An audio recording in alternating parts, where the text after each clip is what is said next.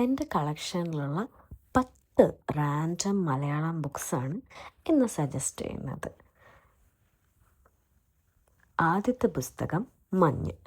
MT Vasudevan നായരുടെ മനോഹരമായൊരു പ്രണയ നോവലാണ് മഞ്ഞ്. ഇതിനൊരു ഇൻട്രൊഡക്ഷൻ പോലും ആവശ്യമില്ല.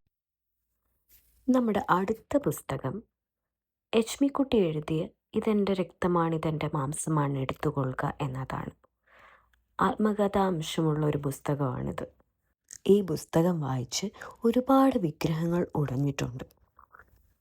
അടുത്ത പുസ്തകം കമ്പിളിക്കണ്ടത്തെ കൽഭരണികൾ. ഇങ്ങനെ സങ്കടപ്പെടുത്തിയൊരു പുസ്തകം അടുത്ത കാലത്തൊന്നും ഞാൻ വായിച്ചിട്ടില്ല. അടുത്തത് ചാവുകളി. വളരെ മികച്ച കുറച്ച് കഥകളാണ് ഈ പുസ്തകത്തിലുള്ളത്.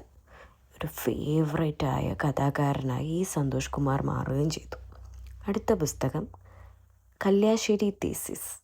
ഇതും കഥകളുടെ ഒരു സമാഹാരം തന്നെയാണ്. ഭയങ്കരമായ കഥകൾ എന്ന് വേണം പറയാൻ. അടുത്തത് ബഷീറിൻ്റെ അനുരാഗത്തിൻ്റെ ദിനങ്ങൾ. ബഷീർ റൊമാൻസ് എഴുതുമ്പോൾ എങ്ങനെയിരിക്കും?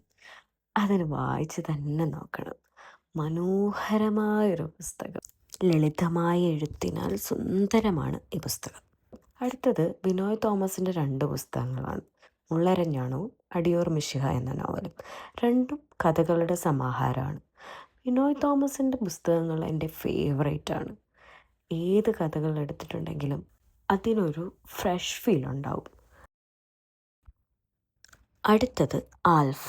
TD രാമകൃഷ്ണൻ്റെ വെറൈറ്റി കഥകളിലൊന്നാണ് ആൽഫ. വായിച്ചു നോക്കൂ.